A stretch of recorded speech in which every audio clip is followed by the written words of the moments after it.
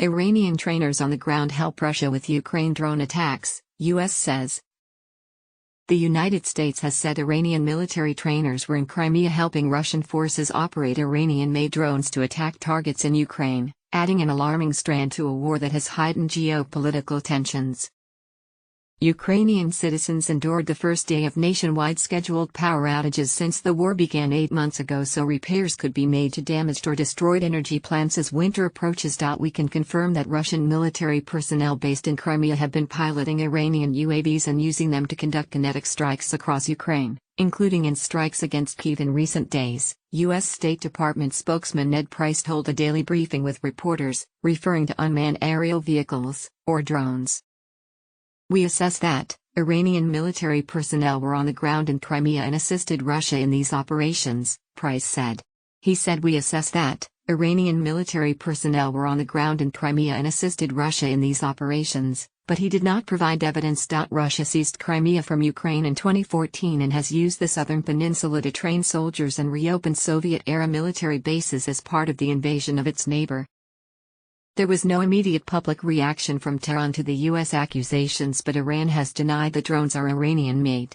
Russia has also denied using Iranian drones in Ukraine. Russia's defense and foreign ministries did not immediately respond to requests for comment. White House National Security spokesperson John Kirby told reporters that Washington was going to pursue all means to expose, deter and confront Iran's supply of munitions to Russia, including more sanctions, while also considering air defenses for Ukraine.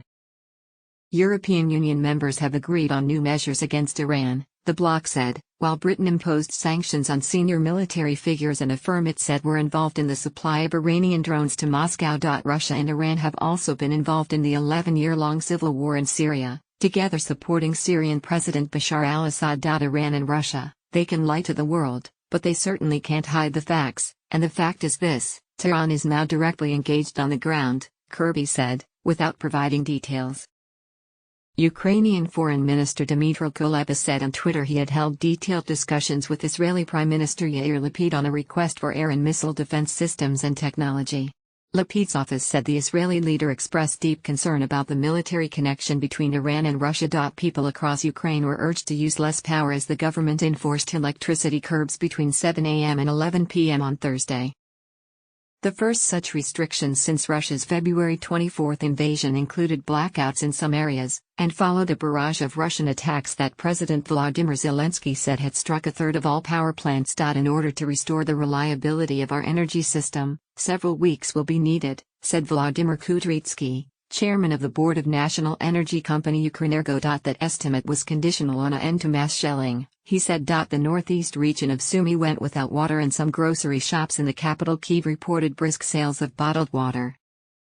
There is much anger against Russian leaders and Russian people, said Kyiv resident Mikhailo Holovnenko. There is much anger against Russian leaders and Russian people. Russian President Vladimir Putin inspected a training ground for mobilized troops in Ryazan, southeast of Moscow, and was shown firing a sniper rifle in footage apparently intended to show his backing for soldiers heading to fight in Ukraine.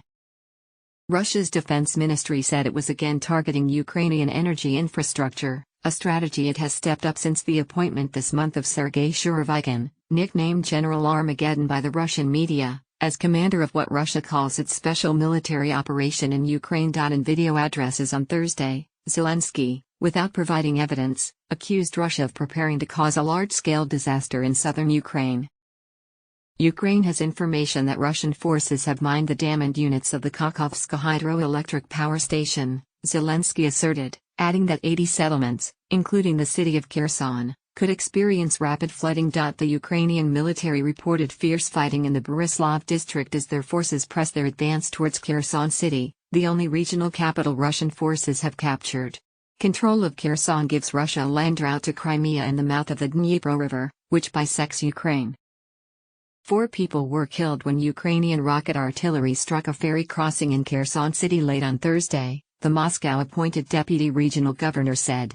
Authorities in the region, which Russia proclaimed as annexed last month, said this week they plan to evacuate up to 60,000 people over the next 6 days. In the industrial eastern region of the Donbas, comprising Donetsk and Luhansk provinces, a Ukrainian counter-offensive was aimed at retaking the towns of Svatovo and Kremina, Luhansk Governor Serhiy Gaidai told Ukrainian television.